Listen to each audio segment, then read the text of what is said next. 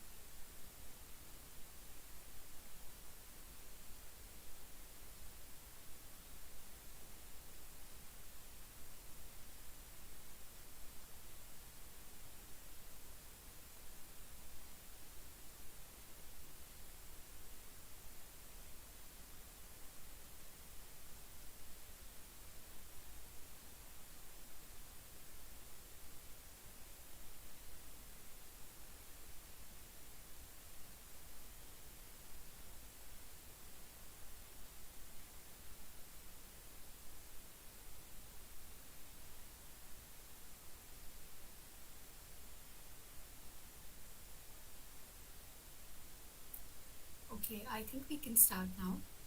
It's 7 o'clock. So, a very good evening to one and all present here. I'm Smriti and I serve as the outreach head for the Changemakers Society. As you all know, we are gathered here today for the very first edition of Placement Tales for the year 2022. Now, Placement Tales is a series of interactive webinars we host because we know the turmoil, the anxiety, the confusion, etc., that students across all years of their professional courses go through when it comes to life after college, placements, etc. And we are present here to provide relief to all your woes and worries by addressing some of the most asked questions you have. And who can answer them better than your very own seniors, right? You heard me right, guys. Today we have some of the finest professionals who have just entered the arena on board with us. So, without much ado, let's get started. A small disclaimer to everyone tuned in. Please note that our panelists speak from their personal experiences, and it is all up to you how you choose to interpret and acknowledge their placement tales. The speakers, of course, draw from their own experiences and will explain everything as accurately as possible according to their knowledge and understanding of their field. That being said, I'd now like to hand it over to my co host Tejashri, who will introduce our panelists.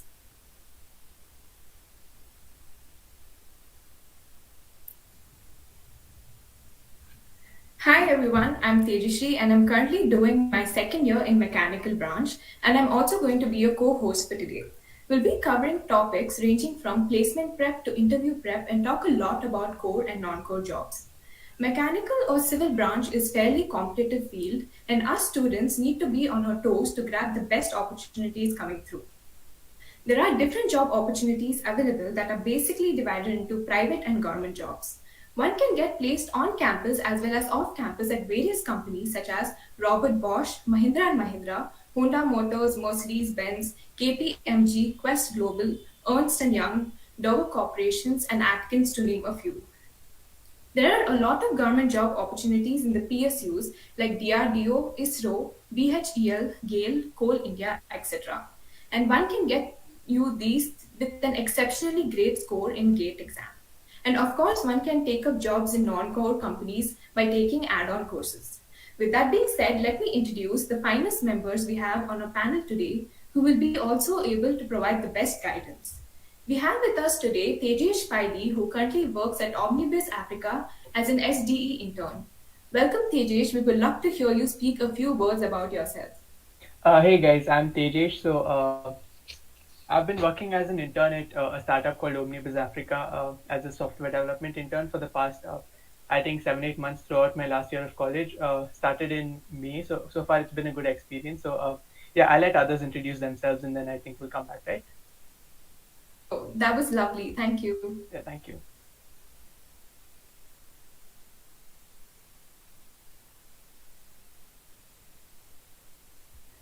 Next up in the panel, we have Advika Shetty, who currently works at Civilas Properties Ltd as a site engineer. Welcome, Advika. We would love to hear you speak as well. Hi everyone, my name is Advika and I graduated as a civil engineer just this year, and post-graduation I've been working as a site engineer with a construction firm here in Bangalore. And yesterday was actually my last day at this company. This week I'm starting off as a graduate engineer with Atkins, so looking forward to sharing my placement experience with you guys. That was lovely, Advika. Thank you. Thank you. Next up on the panel, we have Ria Ann Zachariah, who currently works at Dover Corporations as a design engineer. Welcome, Ria. It would be great if you could walk us through your journey.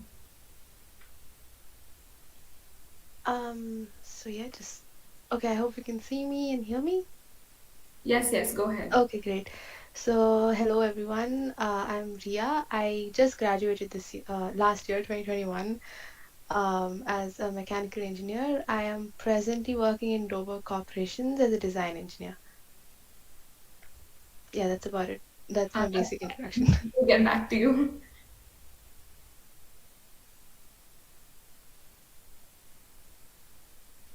Okay, up next we have Manoj M, who also currently works at Dover Corporations as a design engineer. Welcome, Manoj. We would love to hear from you as well. Oh, you're on mute, Manoj.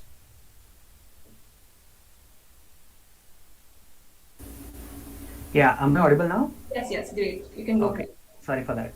Hey everyone, I'm Manoj. I graduated from Mechanical Engineering PS University in 2021, and I'm a part of Dover Corporation, and I'm working as a design engineer along with Ria. Thank you. Thank you, Manoj. Up next on the panel, we have Ameeth Prasad, who currently works at Ernst& Young as a technology risk analyst. Welcome, Ameeth. We would love to hear you speak a few words about yourself. Yeah, hi guys. Thank you for having me here. My name is Amit, and I will be graduating this year. Actually, I'll be joining as a technology risk analyst at Ernst and Young, and yeah, I'm really looking forward to share my experiences with all of you. Thank you so much. That was lovely. Thank you. Up next, we have Manav Somani, who currently works at Flipkart as a supply chain management trainee. Welcome, Manav. It would be great if you could talk to us to your journey. Yeah, hi everyone. I'm Manav and I'm currently in my fourth year. I'll be interning in Flipkart from this February onwards as part of my eighth semester internship, and I look forward to sharing my journey with you guys. Thank you. Thank you. Last up, we have Neelima Kuttappa, who currently works at Dalma Truck Innovation Center, India, as a research engineer. Welcome, Neelima. We would love from you. We'd love to hear from you as well. Hi everyone, my name is Neelima. I graduated in 2021 and I started working as an intern for Mercedes-Benz Research and Development, and now I work full-time at Daimler Trucks Innovation Center in the Mechatronics department. Really great to be here. Thank you, Neelima. I would like to extend a warm welcome to all of you on behalf of the Changemakers Society. Now I will hand it over to Smriti. Thank you so much, Tejashri, for the lovely introductions of our panelists today. I'm pretty sure everyone tuned in would have realized how how well educated, what kind of members we have on our board today.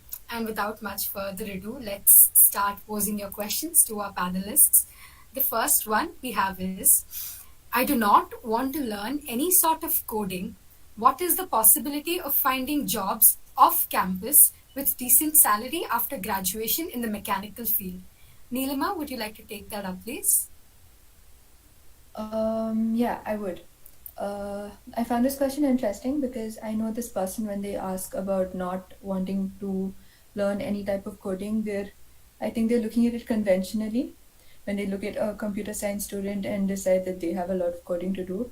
So my advice to this person would be not to rule out coding entirely, because everything in the core mechanical field involves a lot of coding, involves a lot of different scripts, a lot of different languages, and even the softwares you use will involve you putting together some kind of code. Even if you are just using Microsoft Excel, you will have to write some kind of code in terms of VBA and macros. So I'd say don't push coding away, because no matter what the field is in core engineering, you will have to code. But that being said, if you're completely against it, I'd advise you to really work on your skills with design softwares and simulation softwares, so that you have a good standing in the field even though your coding skills aren't very developed. Thank you so much, Neelima. Our next question is, someone would like to know what the importance of programming in Python versus C or C++ are, if they are neither or both necessary in the industry. Tejesh, would you like to take that up, please?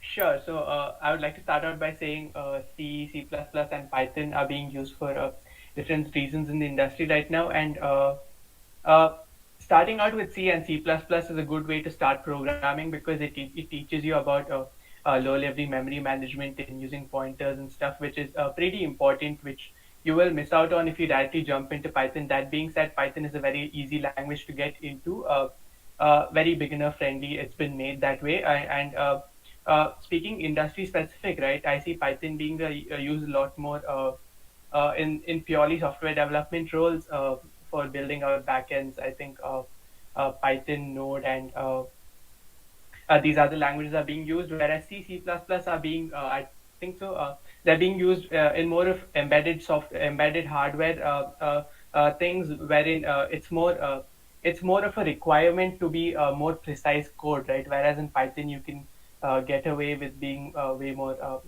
this or that way. So in terms of learning purely, I would say start out with Python because it's easy to get into. You can learn a few basic programming concepts, but make sure you also take up C++, right? Because they teach you very important concepts, mainly such as memory management and whatnot. I hope that answers your question.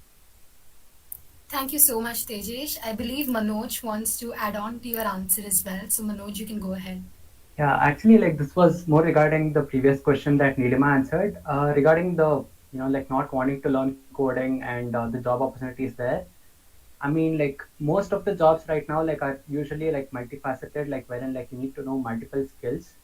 And I think it was pretty much like summarized by Neelima's answer. But then like I would like to add that even I was not a really big fan of coding and such. But then like I mean like there are more opportunities that you can get by like at least showing a bit of interest in coding. Like for example, like I got a chance to like intern at Altair because like I was at least open to the idea of coding.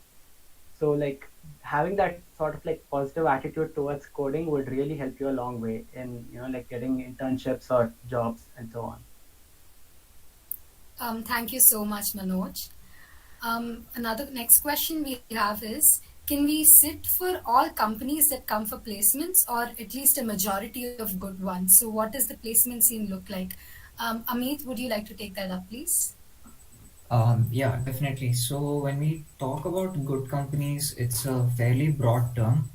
I would say, see, all companies have a certain GPA requirement, and if we consider an average, it would come down to 7. However, if we are talking about core mechanical jobs, some of the companies do expect 8, whereas some companies, non-core companies, can go as down as 6 GPA. So I would say it depends on your interest, what kind of sector you want to get into, and there are also these big tech companies which open up, which are open to recruit people even from mechanical engineering, and not just restricted to CS or EC. So students from mechanical engineering can also apply for those jobs. So that is not an issue. So yeah, definitely there are good companies as well for which you can apply for, and it also depends on your academic performance and everything else factor in. So yeah, you definitely have a chance at sitting for good companies. That's about it. Thank you so much, Ameeth. Would it be possible for you to please walk us through your personal placement journey as well? I'm sure everyone tuned in would want to listen to that. Okay, so I have been placed at Ernst& Young as a technology risk analyst, and me being a mechanical engineering, I wasn't really sure about securing this job since a lot of CS and uh, electrical and EC people are also competing for the same. So before getting into EY, I did write a lot of placement tests, to which some I went until the interview. Some interviews didn't work out. I couldn't crack certain aptitude tests. Certain aptitudes I could crack, and finally, it all when it came to EY, I was like. I can say that I wasn't really sure because a lot of CS and EC people are also competing. So all I knew was I'm just going to give my best with whatever knowledge I have, and it finally worked out. So I can say that if you are aiming for placements, you just have to believe in yourself and you have to keep trying, keep improving, identify your weak spots, and try to improve it on a daily basis, and then finally it'll all culminate into success. So that's what I would say. Wow, thanks a lot, Amit. That's pretty inspirational. I'm sure a lot of people tuned in will find that really, really useful. Moving on, we have a question. Can you please brief a bit about the future scope for candidates in fields such as 3D printing, smart factories, etc.? Manav, can you please take that up? Yeah, sure. Thank you. So basically, 3D printing and smart factories are the future of manufacturing. Uh, the world is headed towards automation, and manual manufacturing is sort of coming to a halt or decline, as we should say. So, pertaining to this question, I'll just keep it very simple.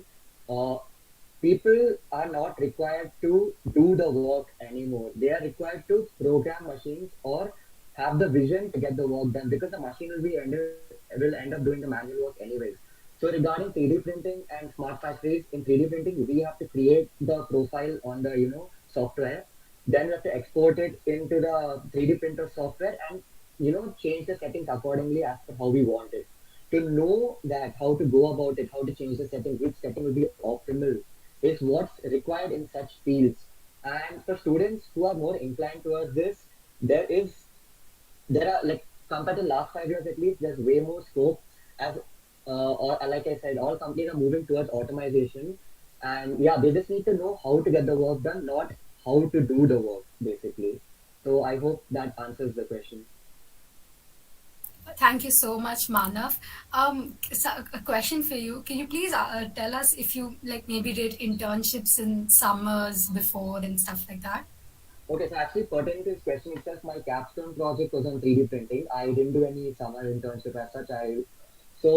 This my capstone project started on the Jan of 2021, and it was about how 3D printing affects the properties, the tensile properties of materials, of thermoplastic polyurethane materials. So there are millions of materials which we can use to 3D print. It's basically melting it into a semi-solid fluid, which hardens upon cooling and creates the product layer by layer. So based on this, we're doing research, and I found out a lot about 3D printing and how it's done, and how each small setting could change, huge parameters with respect to the properties of material in tensile, compression, bending, etc. So the thing is, it's about experience. Whether you intern or you do a project, in the end, you will get some knowledge which will help you get clarity of, one, what you want to do as your career, two, how you want to go about it, and three, if you're good at it, because in the end, that's what it matters. Like, you need to like it, and you need to be good at it to be successful and happy and content with your career. Well, thank you so much, Manav. Tejashri, could you please take it ahead? Tejesh, could you talk about the process, like how you managed to land at Openness Africa and as a SD intern, and how did you prepare for it, and how were the interview rounds? Sure, I'll walk you through it. So, I'll just walk you guys through I would say my whole of college experience and how it led up to this. So, ever since like in 11th, 12th grade, I've already known, right, that I wanted to get into the software field. I've been pretty good at it. It comes to me naturally. Unfortunately, due to my scores not being that good, I couldn't get into the CSE field in college itself. So, what I thought I would do after that is I would take up mech. I thought I wouldn't do any of the I didn't want to take up any of the electronic subjects because they were more hectic than mech, right? I mean, that's how it's perceived at least, and that's what I thought. And taking up mech would give me more time to focus on my software skills, which is what ended up happening. But in hindsight, this wasn't a good move because the ECE and EEE students got way more opportunities compared to us in terms of at least pure placement scenarios and letting companies sit for them.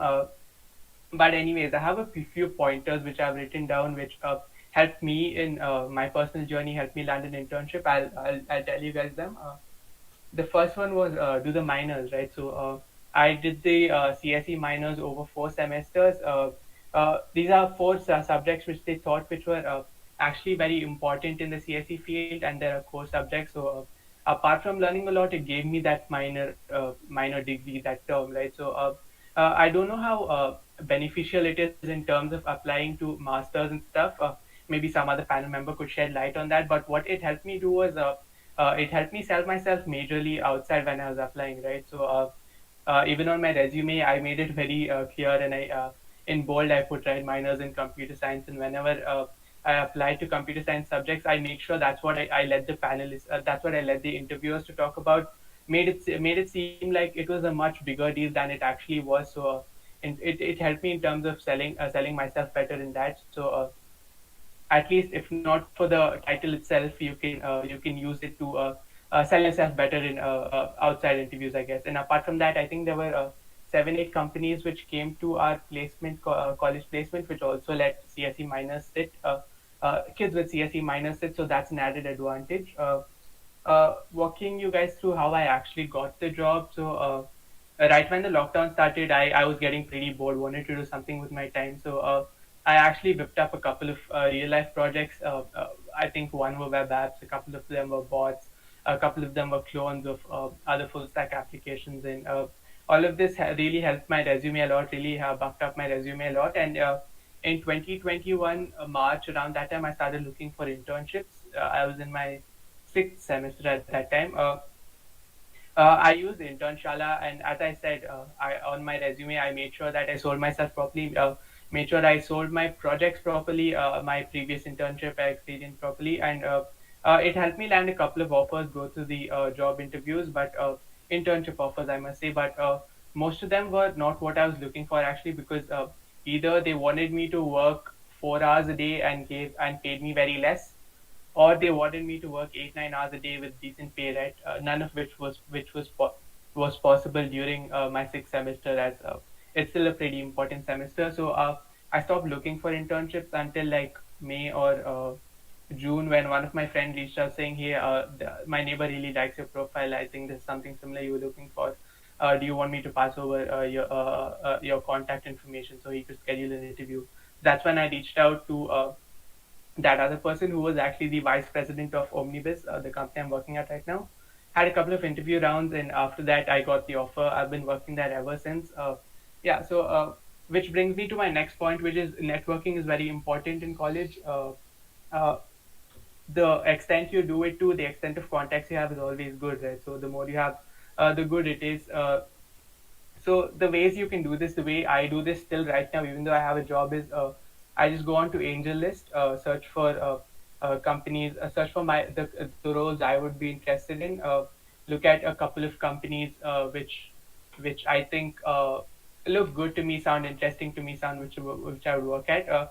Just search up the founder's name and add them on LinkedIn, right? Just no context at all. So I think I've added 20-25 people like this, which is always useful, which always helps in networking. And another way you can do this is by joining clubs in college, right? Make sure you join a good club.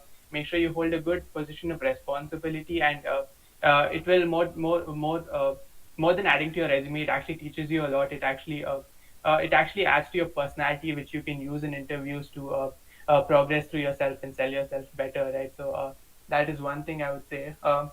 Yeah, another one is the projects you do, right? Just make sure they have real life impact, right? So building clones is good, building full stack clones of applications is good, but again, you aren't doing anything original, right? So make sure you make something which is actually usable by other people, your friends itself. As an example of this would be, just take up any major service, and you can always find that open APIs which you can use up. Again, my profile is completely. I think I would help somebody who wants to get into software engineering from other core fields. As for getting into core jobs, I'm not really sure of that. Yeah. So thank you guys. Yeah, that's about it. Yeah. Thank you, Tejas. That was completely informative. Now, Advika, could you talk us about your journey and how did you get into the company? Yeah, so I'll just, same as Tejesh, I'll just go along with how my 4 years in PS was. So, like he said, I think your minor holds a lot of value. So, I actually pursued my minors in management studies, not in CS, because I think as a civil engineer or as any engineer in a core branch, really, it's very important to have management skills, because your civil, your mechanical, your electrical, these are the fundamental branches of engineering, and everything now is automated. So how you manage stuff is very important. And so I think the MBA department giving us that opportunity to, learn the basic subjects of management, get some sort of an introduction to it, was very, very important to me. And that definitely helped me get my first job as well as my second internship, because when I got interviewed for that as well, they all, it was the people interviewing me, they were like, "Oh, you have a minor," so that's a very big plus point. When it comes to internships, again, your connections, your networking really, really helps a lot. So my first internship was after my second year. which I think a lot of people don't do. So this was after my fourth semester, a summer internship, where I worked as a site intern with Prestige Estates, which is one of India's leading construction firms. So I think as a civil engineer, being on site, being on field, and actually getting to see the construction process is extremely important, because what you generally learn in your textbooks and what you learn in class doesn't necessarily translate onto the field. And if you look at it, the Indian construction industry is really far, far behind other countries. So it's very important that you get that exposure. And it doesn't matter which year of college you're in, because most of the people you see on a construction site are people who are not educated, who never went through the whole engineering process, and yet they will know so much more than you know when you watch them. When you see them work, whatever they do, they have a lot more knowledge. So I was there for about 2 months, and after my third year, I wanted to take up another internship opportunity, but I couldn't do that because COVID happened and lockdown happened. But in my eighth semester, I did work another site internship, which I got through college. So in the civil department, we are allotted our internships based on our GPAs, right? So I think it's very important to maintain that, because it's very difficult to find even unpaid internships in the civil field. Forget getting paid internships. Like, you see your CS counterparts, your peers, and they're already making a lot of money, but that's not the case with civil. But that's the reality of being in such a core branch. And after that, I think I'd probably say LinkedIn is my best friend, because I did another internship through that. I was able to work on an NGO relating to sustainability again through that, which is what brought me to my current job, which is I'm going to be starting as a graduate engineer at Atkins, and I'm going to be working on sustainability in the construction industry. So I think that's something that's very important for the future, and if you're able to put that into your career, there's nothing like it, right? And my job, which I just finished yesterday, which was the last day, I was again a site engineer for 5 6 months there. And that was a job that I got through college. So they came to college to PS our department looking for the site engineer specifically. And as is the trend within the industry, it's a male dominated industry, so they wanted male engineers specifically. But there's no harm in trying, right? That's what I thought, and I sent in my resume, and I was lucky enough to be the only person from the department who managed to get into that role. So I'd say your site experience is very important, but the future of the construction industry again lies a lot within the automation and within what you're doing with respect to your timing, your scheduling, your costing, and your sustainability. So I'm just really excited to be starting at one of the best companies I could have gotten into this week. And yeah, I think if you use your connections and LinkedIn wisely, you will definitely land a job in a core branch, and you wouldn't have to settle for a job that you don't like, because it's an absolute certainty that you'll find a job that you like and related to something that you study. So yeah, thank you. That was lovely, Advika, and hope all the best for your new job at Atkins. And there's a question for you. How do I prepare for campus placements as a civil engineer? Okay, so I think for us, there were about my batch, there were three core companies that came in. Uh, so I think your basic concepts are the most important, because they're going to have written tests relating to your core subject, right? So the civil students who are watching this will probably agree with me. Your structural subjects turn out to be very, very important, because they will ask you specific questions from your IS codes. Your environmental engineering again becomes very important, and along with that, you know, it is about how much real world knowledge you have. Everything in the construction industry is not exactly what you look at in your textbook. So they look at how much practical knowledge you do have, and that's a very important aspect. So if you're doing your written tests, you need to be prepared. There are a lot of YouTube videos and these websites which tell you what kind of questions you have to prepare for when it comes to a particular domain in civil engineering. But in general, your structural subjects and your environmental subjects are very important.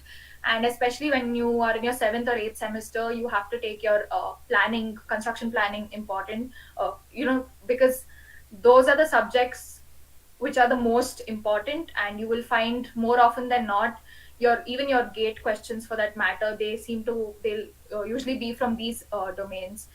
And when it comes to face interviews, I'd say it's all about how good you make yourself look and how capable you can make yourself look. So I think it's just about having that confidence, because with civil, there's a lot more that you learn once you get onto the job than before. So if you're able to showcase yourself as someone who has that potential and who has that drive to work hard, you're certain to do well in your campus placements. Okay, that was lovely. Thank you. Thank you. Next, Ria, could you walk us through your journey of how you got into Dover Corporations? Yeah, sure. Okay, great. So, first of all, I would like to thank you guys. This is a wonderful initiative. I mean, it could have helped us when we were in our placement phase. So I'm glad that you're doing this for the coming batches. So as they just and everyone started from their first semester, if that's okay, I would like to do the same. Cause okay, let's start. So I've always wanted to do mech since school. It's been something I've been interested in, and I had no doubt in me for that. So once I got into mech, I remember the first sem was the craziest in terms of going around and applying to all the possible clubs in college, everything, whatever it may be, if it's linked to anything mech, because that's what I wanted to do. So I spent my first semester. So if there's anyone from the first year, second year who's listening, I would highly recommend that you get yourself into a club, especially if you're from a core stream, because your marks are going to get you to the first elimination round, which is being accepted for applying to the job. But from there onwards, it's only the projects and other side hustle works you do. So I think you really should do that. So that's what I did, and I got into Vega Racing Electric, and I spent my 4 years there completely, and that's been the biggest learning curve I had through college, because not only did that empower me with all the mechanical aspects I needed for that vehicle, but also it again, as Tejas, I guess, rightly mentioned, you learn a lot of team building activities. You know how to build something with a set, restricted amount of funding, restricted amount of time. That's a big thing. So once you're trained in all of that, you're prepared for something as the placement session. So that was one, and parallelly there was Kori as well. So I worked a little bit in Kori. So that was another exposure. So with this, I roughly knew what were my strengths, what were my weaknesses, and as the first question which was given to Neelima, I was one of those people who wasn't very keen with coding. I just had something against it. I don't know. But by the time, semesters passed on, you realize that it's not that you are shifting from a mech to a CS job if you start liking coding. It's just that you're empowering it. Coding is in the end just a tool for you. So if you're a mechanical engineer who knows how to write macros and make your work faster, more productive, and with negligible error, I mean, you're already on top of the pyramid, right? So you should look at it like that. It's not that you're going to shift from mech. You can in the end spend your whole time in the workshop, but if you know how to code, I think that's a plus one. So these are some things I picked up through the years. I did an internship in after my fourth sem. I did in NAL, National Aeronautics Lab. Over there, it was again under the thermal field itself. So I got to work with the scientists over there, designing enclosures, working around the aircraft. So that was a great experience, and that was where we could use our core mech skills, but also introduce these newer concepts of making things faster by, again, basic Excel macro can, get you way ahead in the game. So that was the first internship, and then came the placement season, which was exciting but parallelly terrifying because this is the first time you are trying to use everything you've learned in the past couple of semesters, and in the set amount of 40 minutes, which would be your examination, or half an hour, which would be your interview, you have to let a complete stranger believe that you can be an asset for their company. Like, they need to treasure you as an asset, get you in, train you, pay you, give you everything, and then expect something positive for the company, right? So that's the limited amount of time you have. So it's terrifying that way, but it's exciting because you can finally, it's a window to the outer world. So it's cool. But for that, I think I actually have a list of things I believe it would be helpful. So the first thing before you even start with placements or even start getting mails is I would recommend every single one of you to actually spend time developing your resume. Don't go up in the internet and get a template and just fill in the blanks. Like, see yourself as a person. What have you done through the 4 years or the 3 years whenever you start applying? And start off like, how would you introduce yourself to a complete stranger for that person to be impressed? So it should be introducing yourself and be like, hey, so I did these subjects and these are my marks and these were my projects, and keep your best cherished project on the top. And then go ahead till the least favorite, because this is how the interview goes. They would usually, most of the core companies, they start the interview by just reading a resume. They will not ask you anything fancy. They will just ask you, hey, so I see this is your first project, can you talk more about it? That's all. That's your interview. But that one question can be pulled for an hour and a half. That hour and a half is actually a thing. Like, Lam Industries came up, and hour and a half was the interview time. So that's only for the first question. Like, hey, this is your first project. Talk more about it.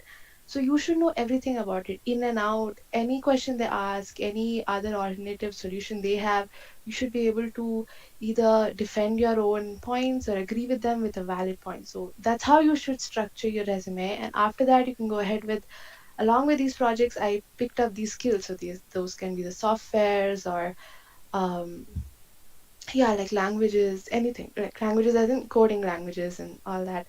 And in the end, obviously, because after your technical round, you always have HR. So for HR, you need to write down all your soft skills. So you have volunteered here and there, you have done organization for various events and stuff. So that's how I believe writing the resume could help a stranger to get to know you more, instead of shuffling it up, throwing color here and there. That's cool as well, but there should be some story behind you. And after that would be LinkedIn. LinkedIn is something you need to do way before your job thing starts. Your LinkedIn profile should be updated, and it needs to be the first thing you do after your resume, because once you start applying, people do check. The ones who are going to interview you, they do check your LinkedIn profile. Like, you can actually see their names on the, who has viewed a profile. That does pop up. So it's something which does happen. And if you are not keeping that ready, even in your resume, you can link that up. So that's something important. And once you're done with that, I would say, especially being in MEC, with the amount of companies which come up to college, only a really small fraction of them are core. Probably five, six companies would be core, hardcore mech. So you can't start off with the mentality that I will only apply to these five, six. I mean, you may be the smartest person in the class, but say you don't get in, what happens then? So you need to apply to everything. Just, you're not losing anything in that, right? It'll be a practice session for you to write all the exams. And in the end, if even if you do get a job which you don't like, you can always just be like, sorry, I got something else. So that's always an option. So please do apply for everything you can. That another way to look at it is, you will get rejections. Everyone gets rejected. So the first rejection, it'll hurt you. Second, it'll hurt you. But the more it increases, you'll be immune to it. So that'll increase your confidence level, and it won't affect you after that. So just apply. I don't think that should affect you. And then comes your interview day. Like, whenever your exams are. So for the exam prep, what did I do? For the aptitude, especially, most of my preparations were through these other companies, non-core. Writing them, I obviously got rejected, but that time frame you have to sit down and with your camera on, write on all the exams, all the tests. That was a big training, but parallelly you get a lot of online aptitude tests, so that was a big help, mainly because they don't allow you to use your calculators. So you need to be fast in using the online screen calculators. It's like your CBT exams if you all have written CBTs. So yeah, okay. So that's another thing. So that and your timing and your camera, these three things you get trained in. But aptitude is pretty simple. You just don't need to panic. You can get through it easily. And when you have free time, you can look online on YouTube. YouTube is a big help because you have these obvious sums, but you can solve it in like 5-second tricks. So spend your time looking at those because it'll just help you gain time. They have a lot of questions in aptitude and you have to crunch everything in a small time. So you need to do that. And for core, I would recommend you to actually, I mean, reading textbooks is great. And if you have been accumulating all your notes in college, all through the semesters are great, but that's not very common to find. Not many people have their notes with them. So YouTube gate preparation videos were the best thing I found because they would summarize everything in about 10-15 minutes, and that'll be the whole of thermodynamics. So, I mean, basics of thermodynamics. So that's something which can help you out. But you see, once you learn that, and I had a little notebook, I would write the basic formulas. They will never, no company would ask you high level questions, high level sums. It's the basic, is that one formula and that's about it, or that one theory and that's about it. So you can prep like that. And usually all companies for core, they would ask you design. So that will be your MOS and your DME. And vibration was there for a couple, but MOS and DME are not many people are fans of it, but I guess, I mean, if you're a mech student, you exactly know what I'm talking about because it's a nightmare sometimes. But it's not going to be scary in the exam because they ask you the most basic question, but because you know it's an MOS question, you kind of faint there. So that's your design and manufacturing. So design and manufacturing are favorites for all mech core companies. Manufacturing, they would ask you. So those are like the basic. And manufacturing is an easy, like the subjects taught in school, college are pretty easy to remember. So those are the helpers. But next, you should know the company which is coming to you. So if it's a company which is coming for a job description, like each company comes in with a job description, like so if they need someone to work with simulations and thermal based things, so you should know that your test would have these. If it's someone who needs you to work on designing and all that, you should know your GD&T, you should know all these properly. So before you get into anything, do your research because you can study everything, but in the exam, if only two topics come, then it's you've not wasted time, but you could have spent more time doing something which is more helpful, right? So you could do that, and that would be your technical examination. Interview, as I said before, is, I would say, from all the interviews I've sitting in, all of them were based on my resume and probably a little bit of BMT and SFT diagrams. That's everyone's favorite. But just your bending moment, they would just ask you to sketch it on paint or something. Yeah, I see your expression, Tejasri. But it's a nightmare initially. But if you know these little things here and there, you know exactly what to study, and you'll be good. But the winning factor for everyone is your resume. So know your resume in and out, and you need to know how you can present yourself as the best asset you know. So if you have done a project in college with all your heart and your soul, there is no chance you can go wrong while explaining it, right? So sketch or design your resume in such a way that you start with that. So the person's already impressed, like, oh wow, like she or he knows everything about it. So he seems confident. So that's the first indication that if a person is confident in something, they know they're good to go. So that's how the technical rounds go. And lastly is HR. And HR is somewhere you should not panic. And you should think out aloud. Like you should, like if they give you some problem statement, all of them would give you problem statements. Don't keep it in your brain. Like be like, okay, so this is your problem statement. My first step would be to do this. It's okay if you sound dumb. Sometimes the dumbest things are the best things you need to say. So just say it. Like there was, I remember there was a question. I don't remember which company though, but they had asked this question. Hey, I have a boat. Uh, like I own a boat, and I want to make it go faster. How do I do that? That was a half an hour discussion. You just have to talk about something which comes in your mind. Oh, you can increase the specs of the motor, or anything crazy. Design the boat in a different way, or come up with anything you want, and they would be open to that. Like they don't hate you, they want you to be an asset, right? So if you start talking and thinking out aloud, they would think out aloud with you as well. So it'll be a nice bonding moment, and once you can get through that phase, great. Like once you're able to express your emotions and the other person understands it, you are through. So that was how all the placement for me went, and it's fine if you get rejected. Like everyone gets rejected, people don't talk about it, but there'll be 15 to 20 rejections for everyone. But just have a good support system with you, like someone you can call up right after the interview and be like, hey, oh my god, this happened, or someone at home, because you need that. And try, especially during this time, it can be daunting for a lot of people. So try supporting people. Like don't go on this other edge of like, hey, you got a job or I got a job, so we're gonna stop talking now. Or just try helping out, help out however you can, and be honest. If you can help someone out and be like, hey, maybe this is your tell me about yourself answer, I think you can modify that. Like do that, I think you should. So spend your time in college doing all the extra things you can, like courses. Find a good group of people you can actually talk to. If you have friends in CS, learn some things from them in terms of coding, because I think Manav mentioned it, automation for 3D printing. Automation is there everywhere. Even now, being a design engineer, I am designing, yeah, but I'm also automating parallelly. And they wouldn't call up a CS person to automate a CAD model, because I know how the CAD model runs, right? I know what the machine is supposed to do. So their first preference would be someone in mech, because they wouldn't have to teach me how what the machine is. I know what the machine is.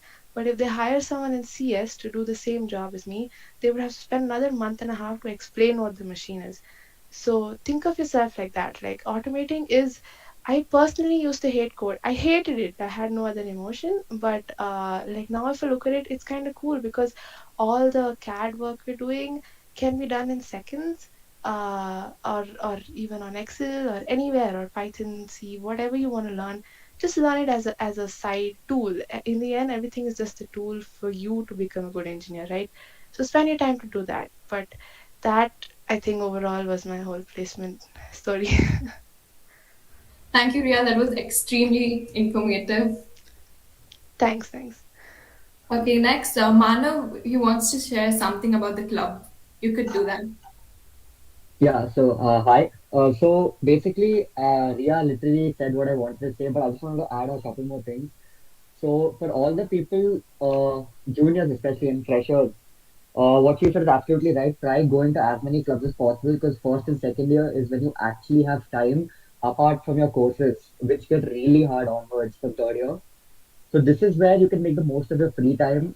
And it's pretty fun too. You get to meet a lot of new people. You get to learn a lot of new things, and your networking, as mentioned by the other panelists, it improves like exponentially. You get to meet so many new people, discuss so many new ideas, and your journey from a junior in the club to probably someone who's heading the club. So I'll just like to give an example of myself at least. First year I was in the quiz club. Second year I was in team hire off-roading. Then third year I was in TEDx Festival as in the curation team, and in the fourth year currently, I'm the student lead of TEDx Festival along with a couple of other friends who are also coordinates with me. So there are so many different levels at each stage. So when you're a junior, you get to know what the actual hands-on work you have to do and how you go about it and how your seniors will tell you and you discuss with them and get the work done. And then as you and from Haya, especially yeah, for a mechanical student, that's probably one of the best clubs you can get into. You get hands-on experience with actual working parts of a car of a Formula One vehicle if you're in racing, or a off-roading buggy if you're in team high off-roading. So that is just surreal to see making a car from scratch with peers, not even teachers. You'll be working with your seniors, right? So that is a whole new experience altogether. and how to go about it, how to budget it, and how to outsource the work.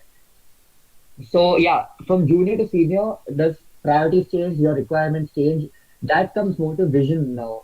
Like, what do you want to do with the club? How do you want to take it forward? How do you want to outsource it? So outsourcing and management comes under this seniority level, and that these are some skills which interviewers really like in you, because they know the technical stuff they can teach you in the training period in like 1 week or 2 weeks. But what they look for is like the soft skills you have, how you communicate with people, how you manage people, how you collaborate with them, how you outsource your work, and just how you handle pressure of time and budget, etc. So I feel these club skills, apart from like, okay, yeah, minor courses do help, but I feel clubs also play a very important factor in life, not just placement something. Like, I know it sounds a little corny, but you get so many life skills, and you learn how to interact with people. There's so many people I know to this day who are afraid of talking to others and fear judgment. But once you're in a club and you're in the surrounding of such people, your mind tends to become more open, and you learn to take criticism, as well as your ability of judgment also improves. So yeah, this is one of the things I wanted to add for placement. So in my interview, particularly, uh, my interview was technical for like literally just 5 minutes, and the rest 25 minutes he was just asking me about my club experience, because I had mentioned it in my in my introduction. No, which leads me to another point that yeah, when you need to learn how to sell yourself, as the other panelists say, how to convey your identity as well as your skills that you possess. So this is a very important thing which I realized. Mock interviews with my dad helped me a lot. You mock interviews truly bring out your weakness. You think, oh, it's so easy, I know how to describe myself, but if somebody asks, yeah, so tell me about yourself. People tend to blank out. I myself used to blank out like 4 months back when I was prepping for my interview. So this is for all the med students who are really, really clueless about what to do, what not to do. I was literally like one of you until the seventh semester. I just had club experience, honestly. I hadn't done any internships for courses. I hadn't done any minors. But when I was free during COVID, I did take up a couple of courses in Coursera to see what I liked. And I did some courses on marketing, and I felt it was something, I can vibe with. I understand it. And yeah, other panelists have also mentioned LinkedIn.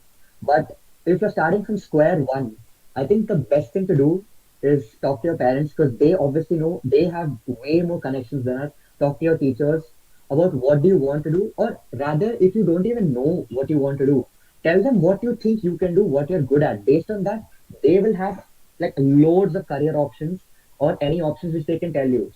So yeah, I just want to give the don't panic, because till seventh semester, I myself, I had nothing. I didn't know what to do. I had zero internship experience, zero minors under my belt, and I'm like, oh my god, what am I going to do? And then placement started rolling in. Not gonna lie, I kind of had like a panic phase. I'm like, oh no, will I get in? Will I get in? Will I get in? Because I had applied for a summer internship in some designing thing. I am not a fan of designing, but I'm like, you know what? Something is better than nothing, and I didn't get in. And like Ria had mentioned, rejection makes you stronger. Ria or Advika, sorry. So yeah, rejection does make you stronger, because I was totally like down. I'm like, oh my god, out of like the competition is so tight and I didn't get through now. Will I be able to make it later? But that's one thing, just it's probably you didn't get it because you didn't like it, one, or there are better opportunities ahead for you. So I just like to sum up this whole thing by saying, guys, it's okay if you are inexperienced or anything, up till your third year. But yes, obviously it's a better approach to go along with what the other panelists have said. They gave such a brilliant description of their journey through first year, and how to go about it and plan your studies, and how to set aside time, and go through LinkedIn and all that. That is spot on, and that is the best thing you can do.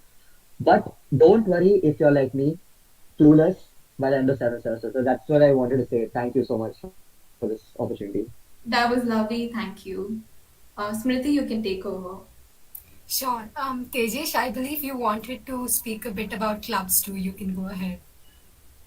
Yeah, so just adding on to what Manav said, Manav definitely put it brilliantly, right? He said everything which happens with a club and why it's so important. And I also wanted to say the journey you go through in the 4 years of college at clubs, more or less mirrors the experience you're going to go through in a corporate world too, right? You start out very technical, as Manav said again, uh, working on the core part of the team, but as you go on later, right, you really have to shift yourself to the I guess the business part of it, and this I'm speaking purely of seeing what my dad does, my vice president in my company does, and all the seniors I do. So yeah, clubs definitely a most underspoken part of college, a lot more important than they are thought of to be. So yeah, definitely get yourself into one, and if you're looking for a good one, I could suggest no other better one than the Pest Month Society if you want to develop your soft skills, your interpersonal skills.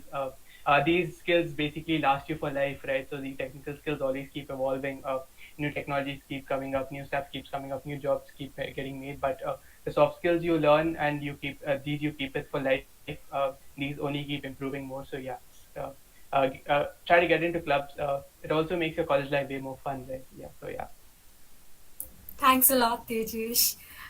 Okay, Ameeth, can you please tell us a bit about yourself? Tell us about your placement day now. Okay, so yeah, I started off my engineering journey at yeah, in 2018, and my first year I was like my colleagues, the panelists mentioned, Manav, Ria, Tejesh, all of them mentioned that I was you know very vigorously into clubs. I was a member of the quiz club. I took up 2 IO courses when I in my first semester, and I started exploring a lot apart from the traditional MEC courses. I did courses in robotics, web application security, Android app development, and I was just completely into networking, learning a lot about different fields and exploring for myself the first 2 years, because that is when you have the time. And like Manav rightly mentioned, the courses do get harder after second year, like from third year onwards. So that is when you explore a lot. Moving on, in my second year, I during the summer term of my second year, I took up a certification course by Microsoft on machine learning using Python, to just broaden my horizon and explore and learn more about in the field of machine learning. Because it as an engineer, what you need to learn, what you need to realize is that engineering is something that in 21st century you need to look at it as something that is interdisciplinary. It isn't bound by fences. You have to keep a broad mind about learning. You have to learn coding, you have to learn design, you have to know the basics of circuitry and everything. So yeah, so I did my certification course in machine learning, and I did apply for an internship at DRDO, for which I got selected. That was also in the field of image processing and robotics. But unfortunately, due to COVID, the internship had to be cancelled, and therefore I missed out on a very good internship opportunity. However, I applied for it again in 2021, last year, and I just did my internship in from September to December of 2021 at DRDO, and I worked lastly on image processing and machine learning, where I got to learn about a lot of stuff. And so yeah, when during my interview phase for EY, all these projects and everything that I have worked on were mentioned on my resume, and I sort of leveraged it to my advantage, and I explained it to what I worked on and everything.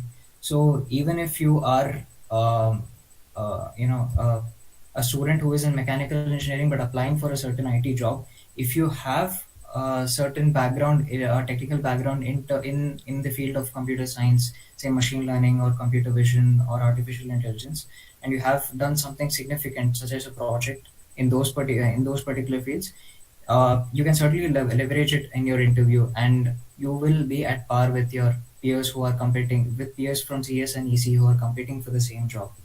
So yeah, I just finished my internship at DRDO, and now I have been placed at EY. So that was pretty much to sum up my engineering journey. I was also a member of the quiz club and CSR club during my first 2 years.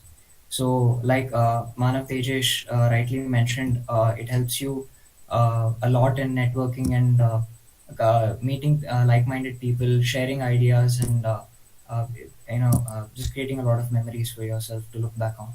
So yeah, that's about it. Thank you so much. Thanks a lot, Manav. It's really incredible you actually entered a DRDO. That's really amazing. We also have a question for you. Yeah. We have a question for you, Ameeth. Sorry. Yeah. Do companies lowball you just because of your branch? Okay. So if the question is in terms of salary, then I would say no, because see, when a company comes to hire you for a certain position and they are open for branches, all the branches like CSEC, electrical and mech, they come with a certain specific offer. Okay, so if a student, if let's say some ABC company comes to hire you for 7 lakhs, and a CS and mech student grabs it, both of them get an offer, then both of them are going to get 7 lakhs, and there is no way that the company is going to lowball the mech student into a slightly lesser offer. That is not going to happen. But if it is in terms of uh, selecting students post interview for a certain role, then I would say it's a matter of preference to the company, and no, I wouldn't use the term lowball, because the thing is, as Ria rightly mentioned, the number of core companies which come for mech is very less, and hence we as mechanical or civil engineering will be exposed into a market of IT jobs a lot more than core jobs. So when it comes to that, there will always be a certain preference to students from CS or ECE who have slightly more, who are perceived to have slightly more knowledge in that particular field. So it's all about the job description which they come for and the preference. So I would say yes, they do have an advantage, but your chances as a mechanical engineering student or a civil engineering student are not entirely zero. You do have a chance. I am a typical example of that. I applied for a technology risk analyst position at EY. I knew that I would be competing against CS and EC people, and I wasn't sure whether I would make it, because obviously they would have more knowledge about the particular field, like when it comes to encryption protocols, firewall securities, and all that. However, when it came to interview, I used all my internship experiences and projects to sell myself to them, and they were quite convinced. So if you have a certain technical background in that particular field, you do have a really good chance. So the first thing is cracking the aptitude test, which is general for everyone, and then comes the interview where you have to sell yourself. You have to give them definitive answers. You have to showcase to them that you are quite knowledgeable in that particular field, and most importantly, you have to remain calm. Only when you remain calm, you'll be able to think on your feet and come up with answers. So I was, just to give an example, I was given the question in my interview that it was a sort of an aptitude question, and the question was something like, there is a flower on a pond, and the number of flowers doubles every day. On the 17th day, the pond is 1/4 full.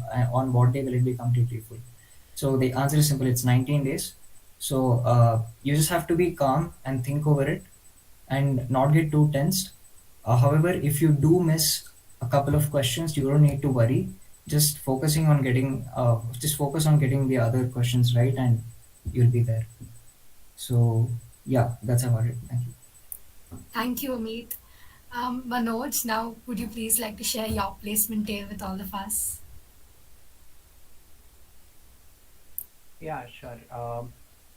So yeah, I mean, everyone has covered most of the topics which are really important. To go through it, I mean, like my extracurricular activities in college, like involved my time at ALS. I was there for all my 4 years. I started as a fresher, and in third year I became the team lead there.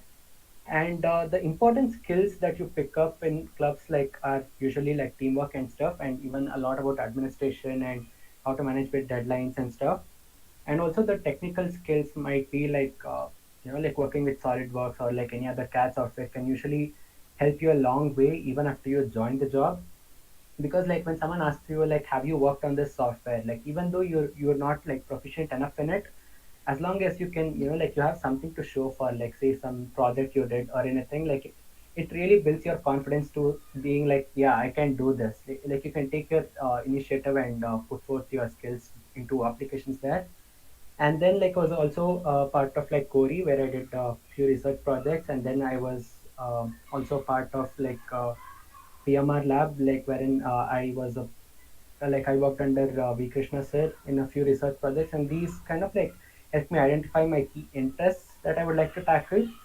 And regarding your resume, like everyone has usually, I mean, like everyone here has like wonderfully put like what it takes to be to have a good resume. Like you need to put only the stuff that you know you are comfortable and confident in talking about.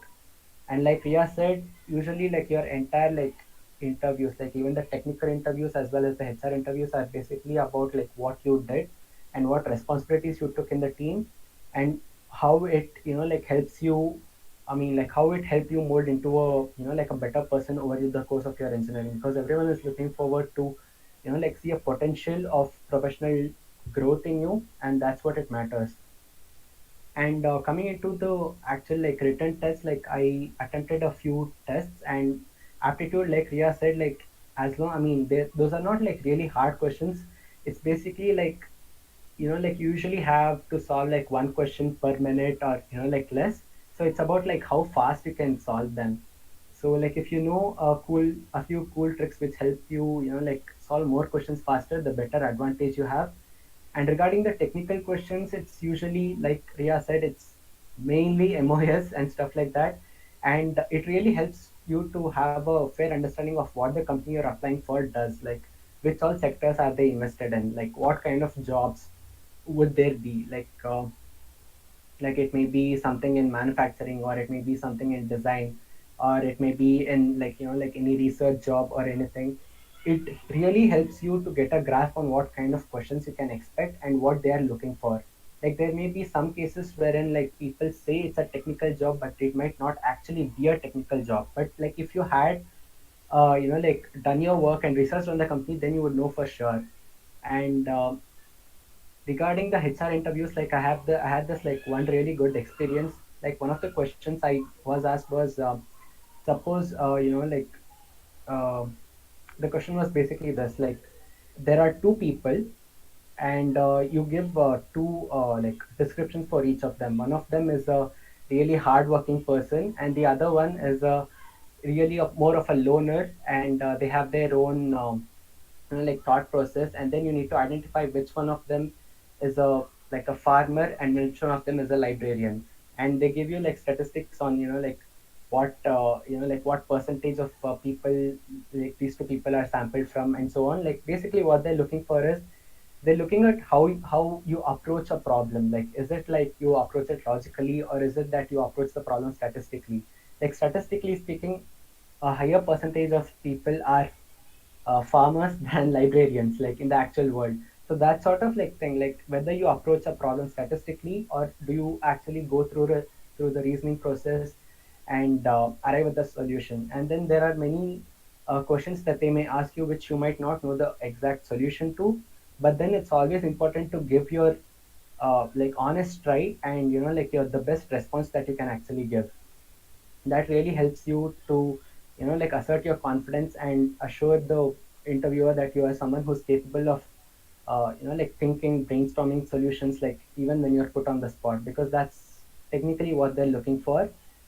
And yeah, this was like the key highlights that I would like to mention. And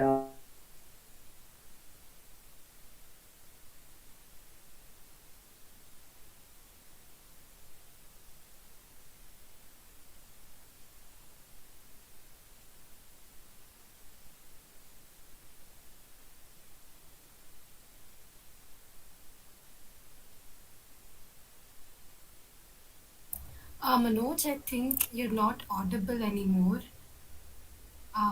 Could you please try checking your mic once? So while he's at that, we'll move ahead. Ria, I believe you wanted to mention one thing on rejection. So you can do that, please. Um, right, sure. I think we'll just wait for Manoj.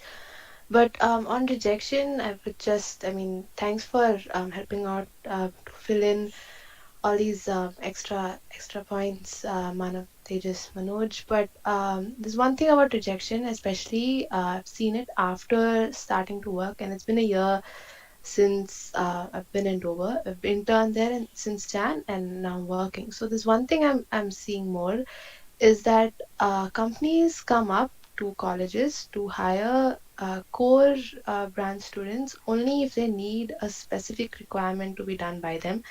Say they need a specific task to be done and they need a mechanical engineer for that. So they would then come up to a college and then ask, like, conduct the whole placement session. So if you are a person who's given it your best and you think that you were supposed to get the job and you didn't, I know it can be devastating. I've seen it be devastating for many people. But there is one thing you need to realize that sometimes, actually most of the times, companies would only pick you if you can fit the task they need you to do. If I make sense, because if even if you are the best out of them, if you can't finish that task, or if they think you are either overqualified or just not skilled for that task, they may say no. But that doesn't mean that there's something wrong in you. It's just not the right fit. So that's something people realize a lot later on after couple months. So I think that's because that's a common trait in all companies. They come for a specific task. So if you're not picked, and say that's only valid if you've given your best. So if you give your best and you're not picked, that doesn't mean there's something wrong with you. There's something just not fitting right with the company. So that was just one thing I wanted to add, especially as Manav elaborated on the rejection point. But okay, I believe Manoj is back. So yeah, that's about it for me. Thanks a lot, Ria. Manoj, we had a question for you. So the question was, what are the explorable fields for MEC graduates in the field of Industry 4.0, and how to go about it, or basically brief a bit about the roadmap. Okay, am I audible? Yes, you're audible now. Please go Okay, yeah, ahead. cool. So yeah, like Industry 4.0 is supposed to be the next big thing, and like everyone defines it as like a like sudden drastic change.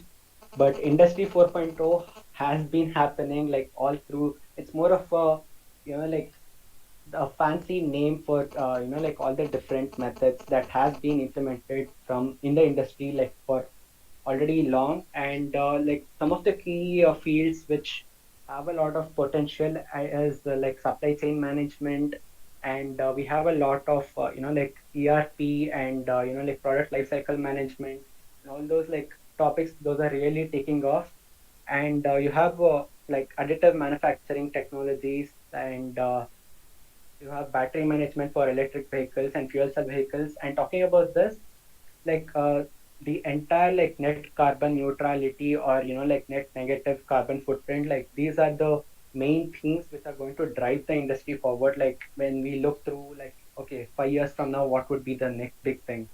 And hence, like, I would really encourage everyone to look into more projects which are focused on sustainability and such things, because like that really gives you an edge to show that like you are prepared to uh, you are prepared to be adaptive to how the like industry changes. Like granted, like a lot of mechanical engineering in the past has been about automobiles and stuff, and but the future is really like basically like what people imagined it would be, like say flying cars or such. I mean, granted, we might not have it, but then we're almost getting there, because like there are a lot of startups which are now looking into like say air taxis and stuff like that, and we have a lot of like Amazon like looking into like delivery using drones and other such technologies, and then like their in-store like robotics and everything for their supply chain and everything. Like it's really a diverse field,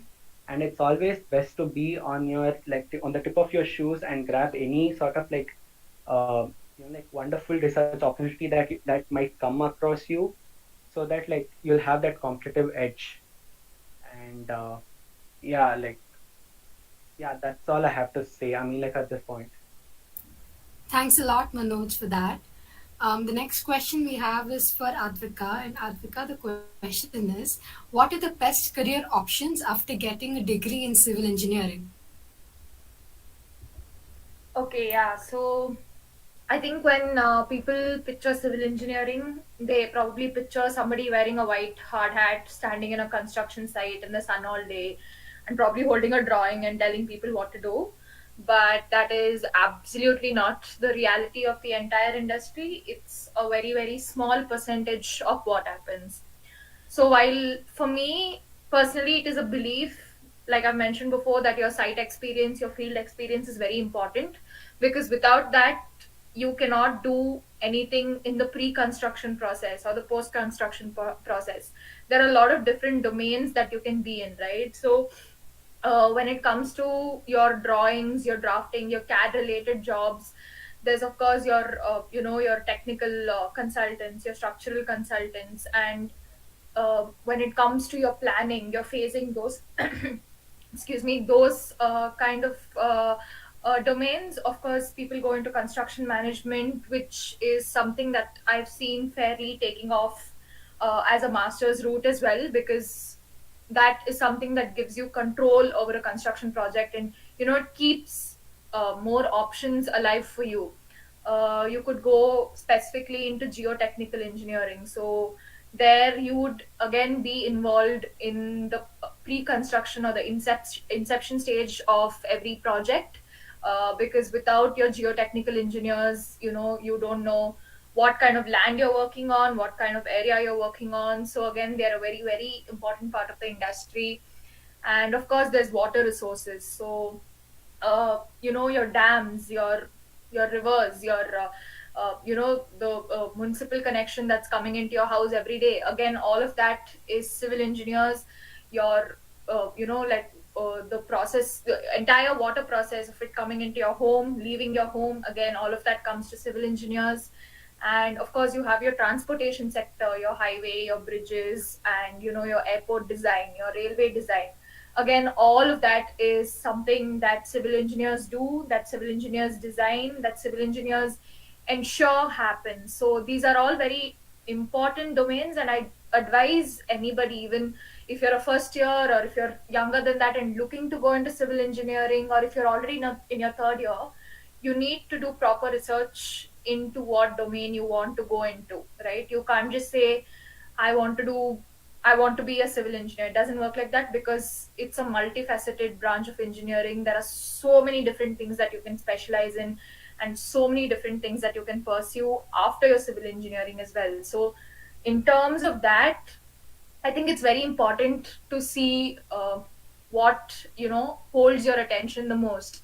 So for me, I was a confused individual. I didn't know where I was going until the whole idea of sustainability in civil engineering came to me. Right. So that's, while I was not able to do that at my first job, I actually was able to work towards more sustainable concrete in my second internship. And also, I did a research internship just after graduation where we were working on sustainable construction. And now, with my new job, again, that's the line I'm going into. So again, that is a very, very important part of civil engineering. And when you think about it, a lot of what you see, all your infrastructure, right, your home, your offices, the roads you use, everything is very, very dependent on civil engineers. And equally important is the future of the earth. So when it comes to that, again, it's just a gentle nudge in that direction. Whichever domain you do want to follow, whichever domain you do end up going into, I think that's a very important aspect to keep in your mind. And also, you could always start your own venture, right? I've seen a lot of people who've gone into the real estate consultancy industry as civil engineers, and having that sort of technical grasp that your engineering degree gives you, uh, it's sort of a boost in that industry as well. And there are so many options that still remain unresearched, and people don't foray into it because everyone has, they see civil as a sort of branch that people are not taking anymore. And I think it's a very, very, very important branch. And again, nuclear power, your nuclear energy, and as one of the other panelists mentioned, your carbon negative and your net zero energy goals that the governments are now setting for themselves within the year 2030 and within 2050, are the onus to ensure that that happens again lies on civil engineers. So there are a lot of domains that you could go into, a lot of uncharted territory that a lot of people don't realize. So I'd say research would be very, very key in knowing what you want to do later. Look into every aspect there is, and you'll definitely find something that you'll enjoy. Thank you. Thanks a lot, Advika. Our next question is for Tejesh. So, Tejesh, what are the benefits of minor courses? Yeah, I think we covered this earlier itself. So basically, if you're talking about the CSE minors, they cover four most important subjects in the whole computer science, I guess, in all of computer science. They're pretty important. So you get to learn a lot, and apart from that, you get that minor degree, right? So if not in college, if the degree isn't that useful in college, I've found it to be useful outside of college, where you put it on your resume and you sell it as hard as you can while applying for appropriate jobs and interviews. Yeah, that's just reiterating what I said. Thanks a lot, Tejesh. Tejashri, would you like to take over? Yeah. Manav, I have a question for you. How do you think the automation is changing the mechanical industries? With the RPA and all, can you elaborate on this?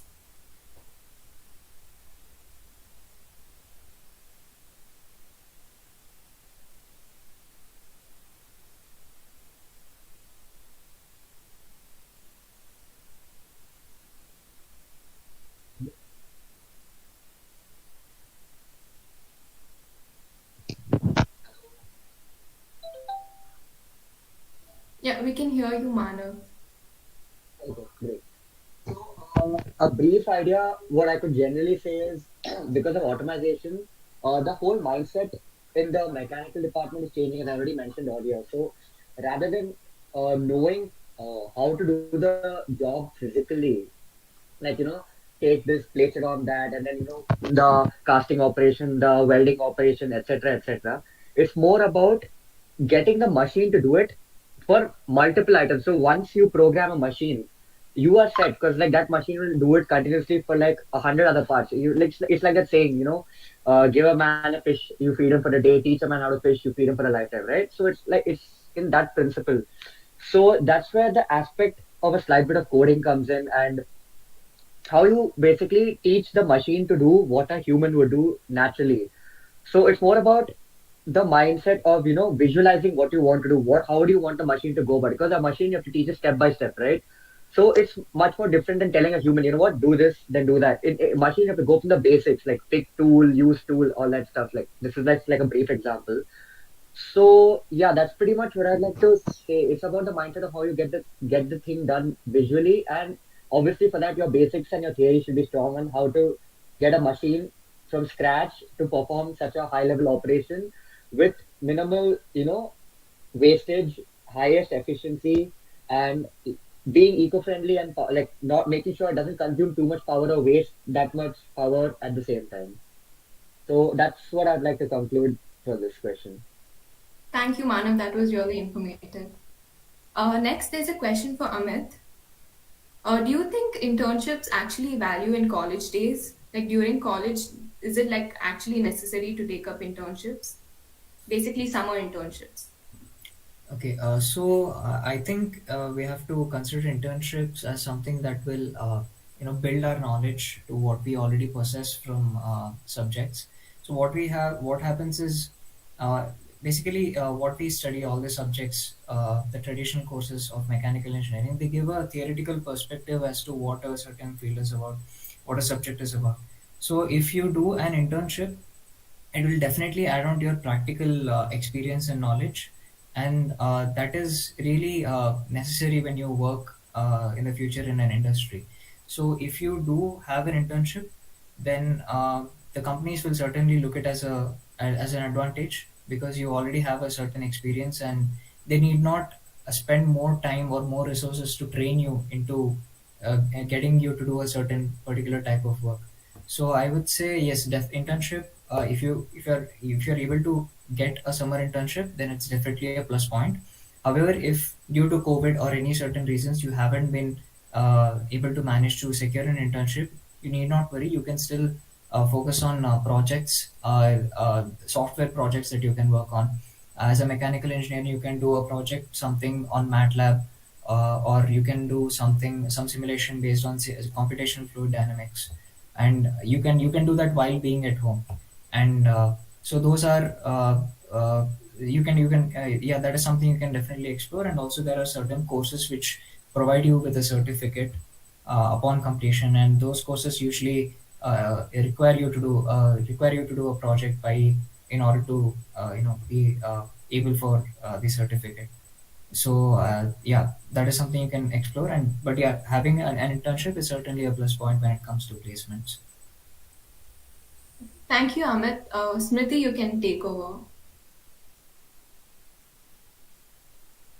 Thanks a lot, Tejashri. Manav forgot to do this. We had a question for you from the chat, and that was, could you elaborate further on working in the supply chain field?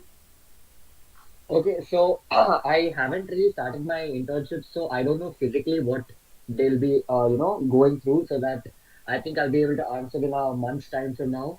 But theory-wise, from what I prepped for the interview regarding the whole supply chain management system was, it's how the companies function from start of from manufacturing from procuring the raw material to the final dispatch of the finished goods and following up with the customer service and all that. So there are a lot of processes in between, from procurement to making that raw material into the initial material for the product, and then using the machines and converting it into the finished product, then storage of the finished products, then dispatch and delivery. So this is where all companies tend to maximize their profits inside the supply chain by making it very efficient. So if you have your manufacturing costs down and your distribution system to be optimized to save, costs on transport and delivery, and how you store the items so that for some what do you call, some renewable foods and non-renewable items. So like groceries and all, you can't store them for a long time. So you need to figure out a way to dispatch them quickly and make sure that there's always enough supply and there's not too much, for instance, which gets wasted. Or in certain cases, you have to make sure there's the minimum amount so that there's no shortage of that item. So this is what the supply chain broadly entices of, and yeah, so this is what supply chain broadly entices of, and the actual working of it, I wouldn't like to give any false hope or false opinion because I myself don't know. They've given a brief job description to me about how I have to work along Flipkart and what they expect of me and how they expect my role to benefit their company, like improving their KPIs, which are key performance indicators, and optimizing some processes which they feel are subpar at max right now. So there'll be a whole team working around this and deliberating, and it's all about brainstorming and getting the best ideas across. So from a theory point of view, I think that's the best I could frame it for now. Practical, yeah, we'll find out soon enough. Thank you. Thanks a lot, Manav. Ameeth, I believe you wish to add on to your point on internships. Please go ahead. Yeah, so coming to the point of doing projects related to software while being at home, I think a plus point would be if you can get in touch with a professor from the college who are willing to guide you on certain thing on the particular topic. And if you are able to publish a research paper in a reputed journal, that is also a very good plus point. This is an alternative to those who are not able to secure a summer internship. So yeah. Thank you. Now we have a question which is open to all members of the panel, so anyone who wishes to speak can do so. And the question is, what is the number of students getting into each tier in the mechanical department? So anybody who wishes to address that can go ahead. If you have a rough idea, yeah. Okay, I would like to address that question. So I would say I don't have the exact number, but I have a brief idea about it. So definitely the least number of people get into T1. Um, but I think a majority of the people get around T2 or T3 jobs. So, as per what I saw on the college display board at the university, I think the average compensation is about 5.2 lakhs or something. So, but yeah, a lot of the majority of mechanical students end up with T2 or T3 jobs, and very few get into T1. Thanks a lot, Ameeth. We also have a question. Could you please tell me the prerequisite softwares that a mechanical engineer needs to know for better placements? So, anybody who wishes to address that can please go ahead. Hi, this is Manoj. Regarding prerequisites, like there's no such thing that, okay, fine, like you need to know only this software. It's usually like the types of softwares that you need to be comfortable with. You need to be definitely sure of your CAD skills, like in SolidWorks or Creo or, like Autodesk, Fusion 360, any CAD software would do as long as you know like how to approach. Like if someone asks you to design something, you need to know like how you are going to approach it. And one of the like important aspects that I learned after joining my company is like whenever you're asked to design a project, whenever you're asked to design a part or a model, first you need to know what is the manufacturing process which will be used to design that particular part. Because you will have to like approach the assignment given to you from that angle and then build on and like start modeling the part and anything like any sort of like if turning is the majority of the operation that is being used, then that should be your main focus and you need to model it accordingly. And regarding the other types of software, like I would say that any sort of like FEM or FVM analysis software would usually help in like something like finding the stress concentration in a specific part, or like suppose if you're involved in a fluid dynamics project, then like any ANSYS CFD or any such similar softwares like OpenFOAM or like any of those would definitely help you. And like someone mentioned before that Excel is such a powerful tool. It indeed is. Like with the help of macros you can basically design an entire thing, and Excel is, like to a large extent used in the industry, and I think like we as students usually underplay it, but it can be like really helpful if you know how to make use of it, because like a lot of softwares like Creo, SolidWorks, and like they all use like this concept called family tables, wherein like you parameterize like any sort of like a dimensions and stuff, so as to generate like a family of parts which have like similar sort of dimensions and angles. And that aspect is used a lot in the industry, and it will really help you a lot in knowing that. And you need to know a lot about like detailing a drawing, like how to draw your like first angle, third angle projections, and the detailed view and the section view and all those stuff. Like you need to be really comfortable with, because like those are usually the kind of technical questions that you will be facing in an interview as well. And like say suppose like they show you a model and be like like sketch how the first angle or third angle projection of this so and so component would look like, or they'll show you like one of the views and ask you to draw the isometric view. Like these are some of the questions that I have faced.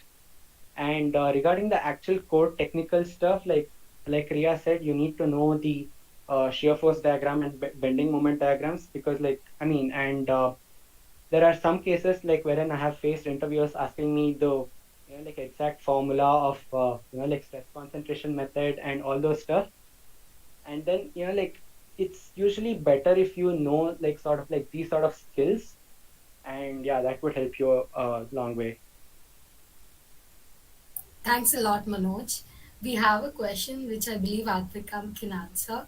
And the question is, what is the average package a civil engineering student might receive after getting placed?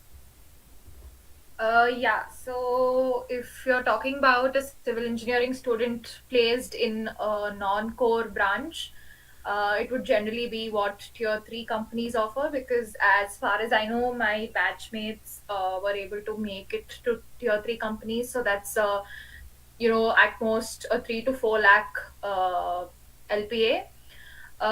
If you go for off-campus drives and look at jobs, through your own connections and outside, it is not easy. right? You will only get maybe a starting of 2.5 to 3 lakhs per annum. And I know that that sounds like very, very little, but that's what the industry standard is at the moment, right?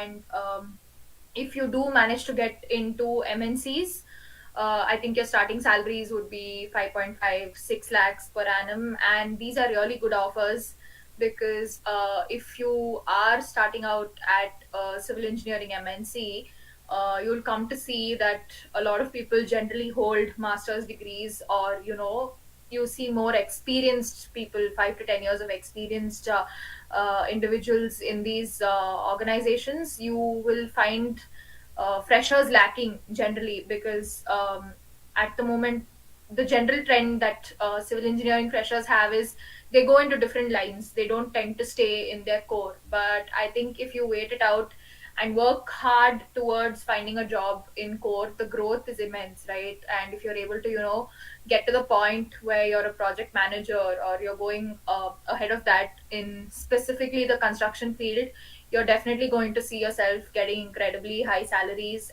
and the payoff is genuinely worth it as a civil engineer. So yeah. Thanks a lot, Advika. We have a question.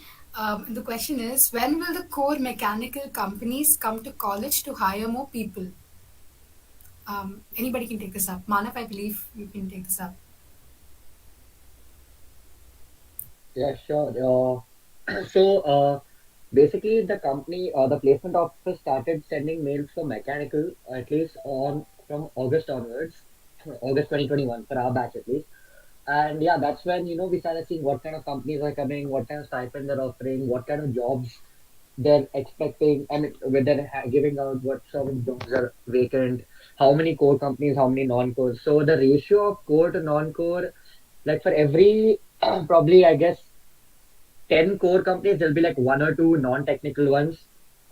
That's my rough estimate. If anybody feels they have a better answer, I feel they could give it. But yeah, that's my rough estimate.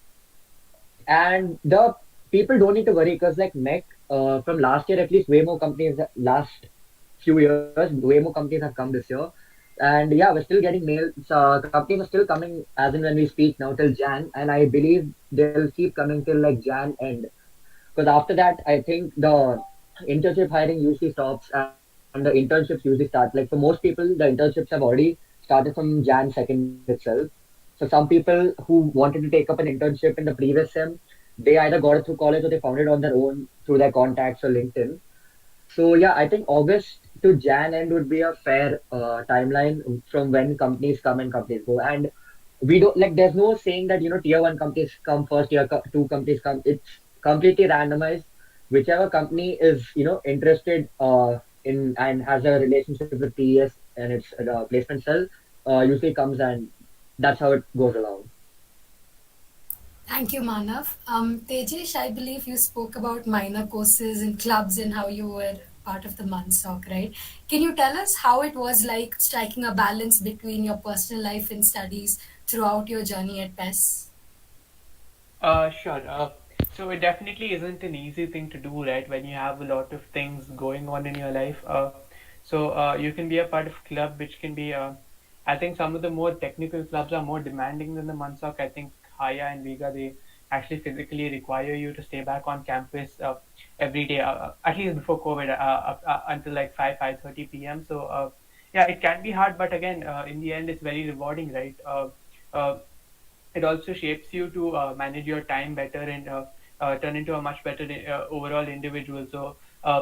It can seem very daunting for in the time being, and you can feel a little overwhelmed, but in the end it's worth it. Just I would say just get through it, just work through it, and yeah. This I'm speaking out of personal experience, right?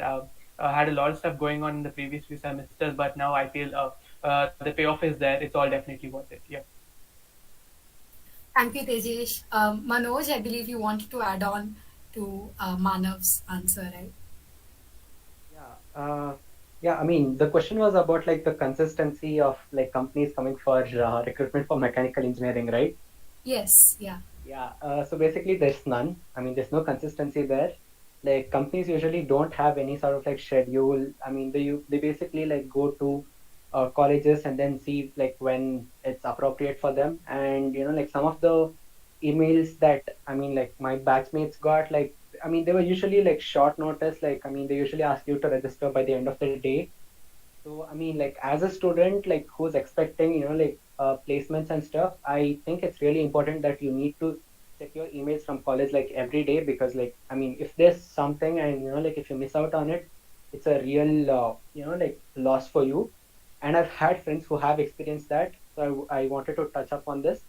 And the other thing is like there are some companies who have like recruited my batchmates like sometimes like late in August 2021 as well. Like, and there will be some companies who are looking for those like last minute recruitments or like any such plans.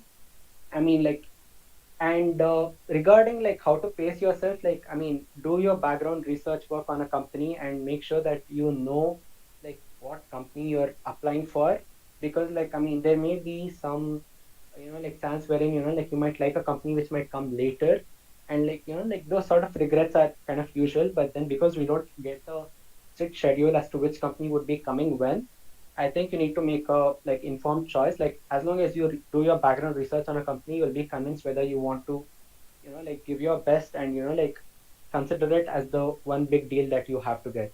I think like that sort of like analysis you should be doing for each and every company that comes across, because there's no guarantee that like you will get the other company which you might like. Like you company A might have come for recruitments first, but then company B might come later. But then even though if I have a personal preference for company B, I don't have any sort of guarantee that I will get placed in company B.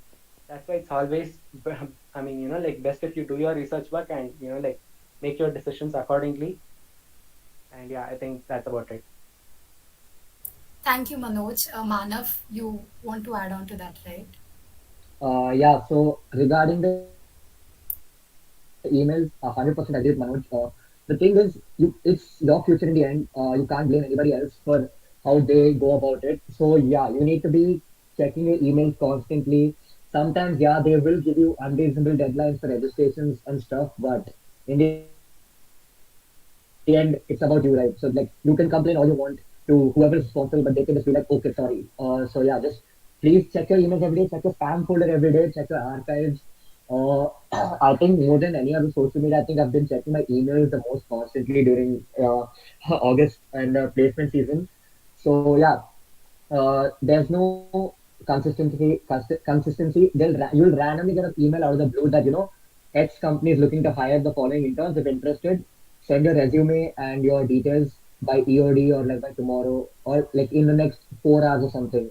So yeah, please be on the lookout for all these types of emails, because any opportunity missed could cost you a potential career or a job you actually really like and want to do, and probably because of some technicalities you miss out. I think that's the worst feeling and nobody wants to go through that. So yeah, just be prompt in checking the emails and communicate well with the placement office. Thank you. Thank you, Manav. Now, the next question we have, Ria, what domains or course combinations would you suggest a budding mechanical engineer can take up with respect to mechanical and computer science? Okay, so this would be what courses would I suggest for someone to Yes, take? Okay. yes. So okay, first you need to be real with yourself, understand what you like. You need not go with the crowd and just pick what everyone else is picking. Like you have your own interest, right? So take some time, understand that. But parallelly, I think for a mechanical engineer, there are various courses available online which help you understand how you can automate mechanical engineering. You can also look at there are many people who are working for a short period now, and then they want to do masters. So you could always look into a topic you like. Parallelly, keep studying that while you're working. So pick up a topic. Say you're into, I don't know, battery management for electric vehicles. So pick that topic up, and you can do that as a course.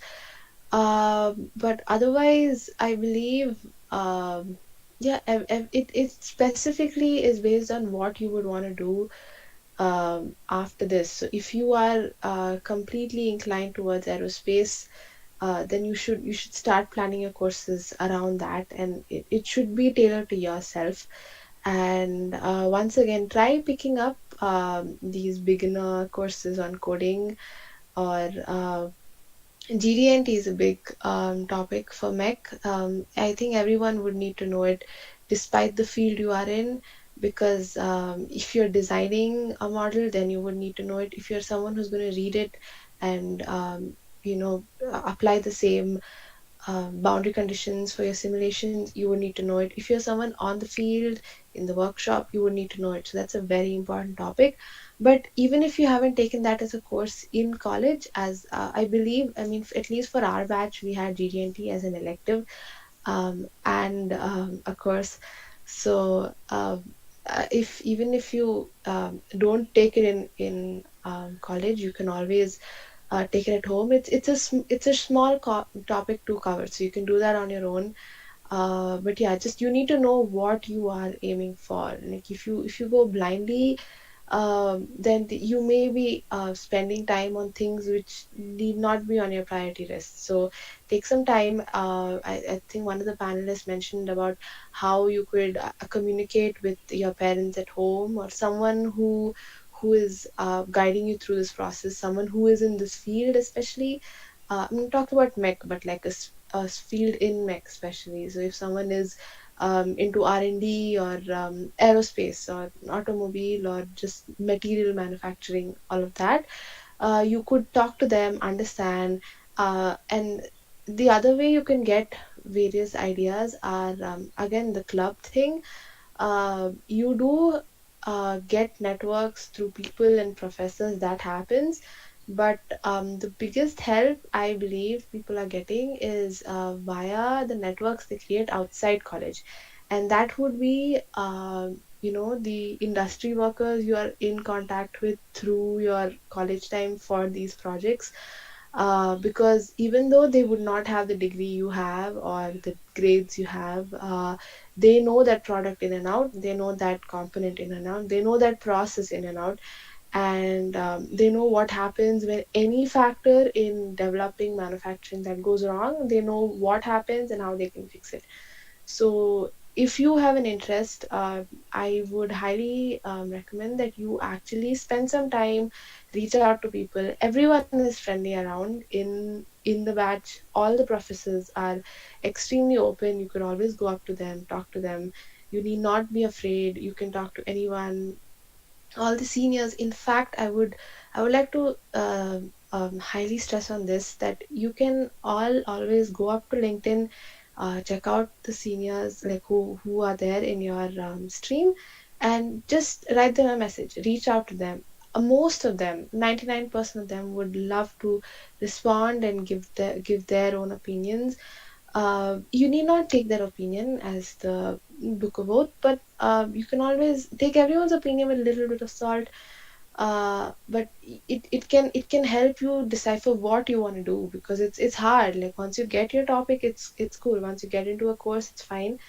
But after that, you need to pick these courses through college or while placement, or even after placement. You need to keep your mind active by learning new things, right? So pick it up in such a way that it's going to always help you later. So that's what I would say. But for mech, mainly, most of the core subjects are taught in college itself. You wouldn't have to go out of your way to learn anything core. But for a mechanical engineer in this age, you need to know everything but mechanical to be the best mechanical engineer. So you could spend time with the electrical students, you can understand their topics. A lot of things are happening in the automobile field, where there are EVs, which are battery powered through solar, or there's so many innovations happening, hydrogen cells. It's a big hype right now, and it's going to be a hype for us for some time at least. So that's not something we learn in mech, right? But that doesn't mean what we're learning is rudimentary, not important. Someone needs to know what we're learning to design and manufacturing them, right? So you need to reach out. You can always take up these special topics. Believe special topics are things, so you can take it inter stream. You can take up special topics in electrical, electronics. There are various topics you can do that. Talk to teachers, talk to HODs. They can help you through this process. So that's another big point. But from home, you can always learn courses which would help you automate, help you code. Again, Excel is a big win. As Manoj rightly mentioned, while you're in college, Excel is a nice thing. But the minute you see what the industry is doing with it, it's marvelous. It can do anything. You can link any app to anything, do whatever you want with Excel. And funny thing is, we've all been using Excel way back from school. So yeah, you could spend some time doing that. So these are the main courses I believe you can take. But otherwise, main technical, most of them are taught in school. So, but sorry, in college. But what you could do is reach out to your professors. Don't shy out. Just talk to them. All of them are approachable in MEC, as far as I would say. So talk to them. Tell them your issues. Tell them your concerns. Tell them your likes, dislikes. They can help you through it. They have for me. So you can do that. Thank you, Ria. Ameeth, you wanted to add on to something, right? Yeah, thank you, Ria. She conveyed a lot of information in the most crisp manner. So, since the question was, asking for something relating mechanical engineering and computer science, I would just like to give a technical perspective to it. So, I just point out a few domains in which a mechanical engineering can, explore and link themselves towards computer science. So one thing is machine learning is something you can definitely explore as it is being widely used in self-driving cars and image processing, computer vision, and all that. And also, machine learning is something that is used in measuring the product life cycles during the manufacturing phases of a certain product. And that is if you want to link mechanical engineering and computer science. However, it also depends on your interest, like Ria mentioned. If you want to explore something in terms of mechanical and ECE, then Internet of Things is definitely something you can explore. There are a lot of courses related to it. And also, if you want to look for softwares, I would recommend MATLAB because MATLAB is like the holy grail for computational problem solving. And you can do machine learning on that. You can do signal processing, and you can also do aerospace simulations on that. So MATLAB is something definitely you can explore. If you are interested in computational fluid dynamics, then there are softwares like ANSYS, and also if you are into finite element modeling, hypermesh is also something that you can explore. So yeah, thank you. Thanks a lot, Ameeth. And with that, we have covered almost every question that the people who were tuned in had. So, Tejashri, would you like to formally close the event? Yeah, sure. I would like to thank all for giving us time from your busy schedule and answering each and every question and being this informative. I hope you guys had wonderful time as much as we did. Smriti, you can. Yeah, so with that, we've come to an end. Once again, thank you all for your time. If you have any closing remarks or anything you want to address the gathering, please go ahead. Yeah, hi everyone, it's Manoj again.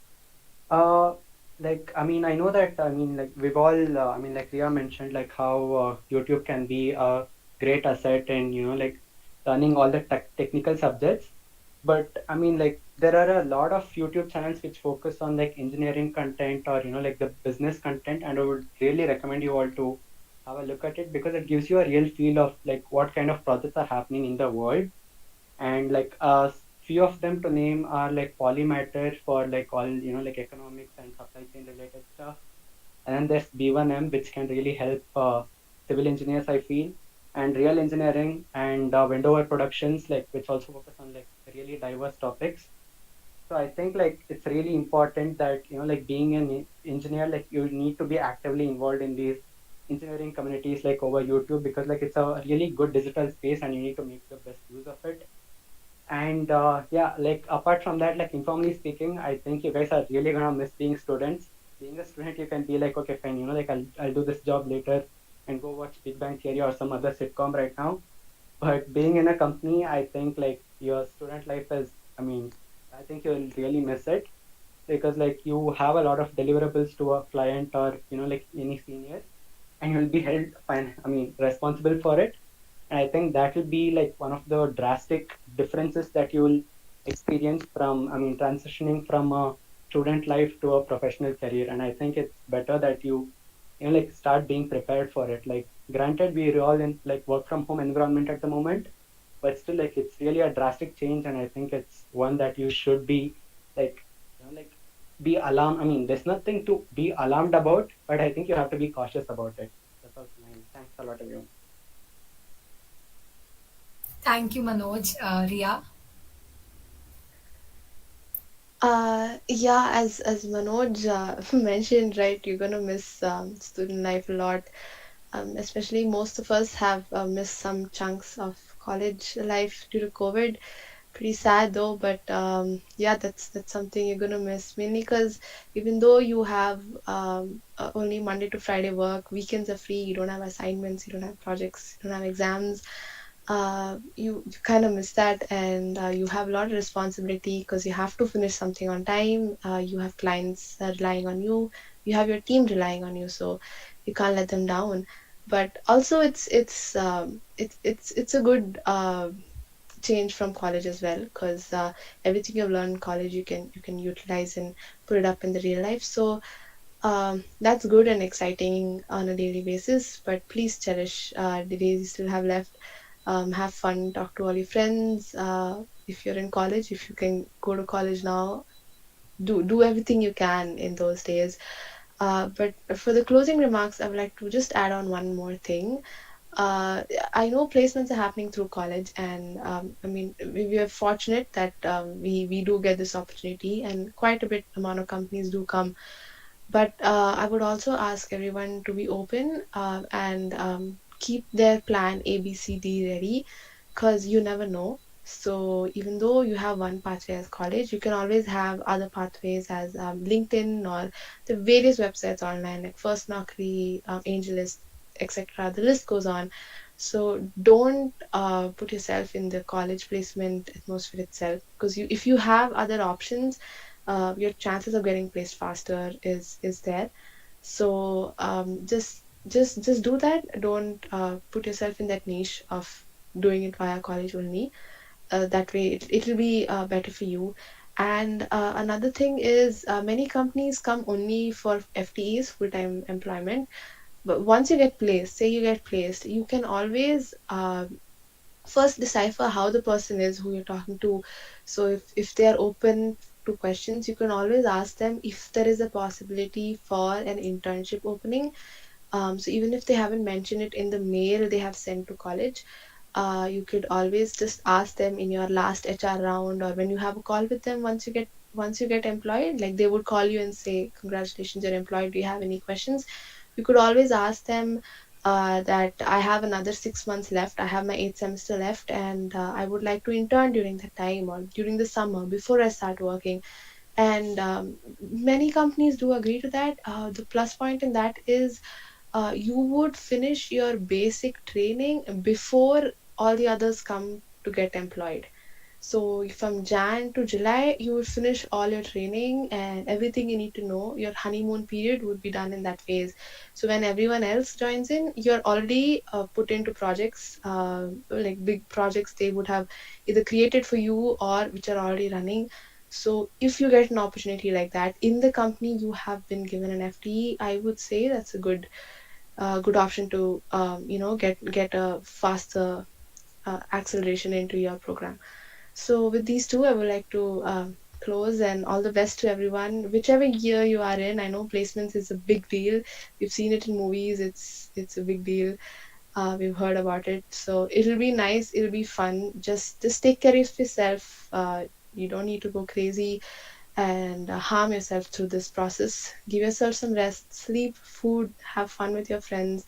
Talk to people about the issues which are troubling you. And as I said, you can reach out to anyone, any senior you've never talked to, reach out to them. No problem. I don't think anyone would have an issue with that. We would be more than happy to help. So do that and it'll be nice. In the end, once this testing phase is done, once by the time you are by the time you're by like June of next year, everyone who's sitting for placements now, by next year June, 90% of your group would be placed.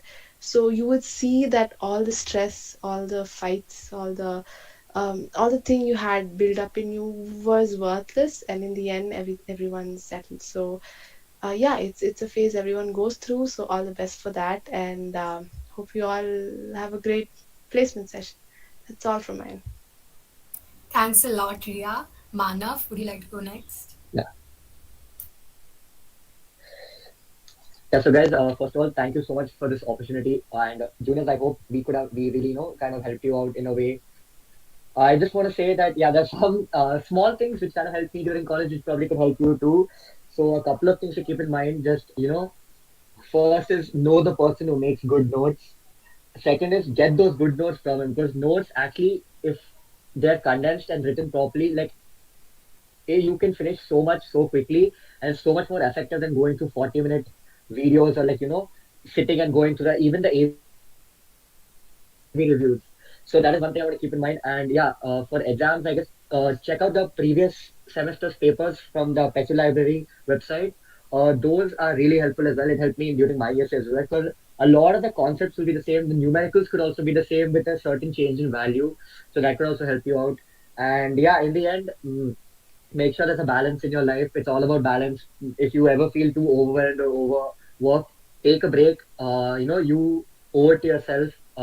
Take a break, relax. And once you approach the thing with a fresh mind again, you are bound to get results. This is tried and tested. I'm pretty sure all my other panelists can also agree with this. So yeah, just take it easy. In the end, it will work itself out. And yeah, placements, yeah, they can be a little high pressure, but as long as you're balanced, eating well, sleeping well, and have a proper schedule regarding to how much work you're getting done, it should be a breeze. And yeah, thank you once again for this opportunity. I'm happy I could help you out. Thank you. Thanks a ton, Manav. Next, we have Ameeth, who will close. Yeah. First of all, thank you so much for the Changemakers Society for this lovely opportunity to interact with the fellow panelists and the anxious students. So it was a really wonderful experience. So I would just like to tell all the students who are watching this that it can be really anxious in the early days, such as the first year and second year, as you'll be wondering as to what is going to happen in the placements, like where will I get placed, will I get a job, and stuff like that. You'll just be filled with a lot of anxiety, and you might see some of your friends getting placed and you are still in the line waiting for a good placement. So don't worry too much about it. All I was in a similar situation, so the best thing you can probably do is just to keep working, follow your interests, um, keep building your profile, work on your resume, see if you can secure internships and keep building your skill. Don't worry about what is going to happen 2 years later on. So when and in terms of placements, keep working on aptitude, and try to have mock interviews, maybe with your parents or friends, whoever are willing to give you mock interviews, and it'll be a really good starter for you to when you actually face the when you face the actual interview. The key thing is to remain calm during the interview, and you'll be able to think on the feet. So yeah, all the best, guys. Don't get tensed too much. If you have any doubts, I'll be dropping my LinkedIn profile on the live chat. You can always get in touch with me, and I'll be more than happy to help you out regarding placements or internships. So yeah, thank you very much, everyone. Thanks a lot, Ameeth. Advika, before you close, can we all please switch on our video so that we can take a formal group picture, since there's a crunch of time? So, love it if you could all turn on your videos. We'll just take a quick picture. Thank you.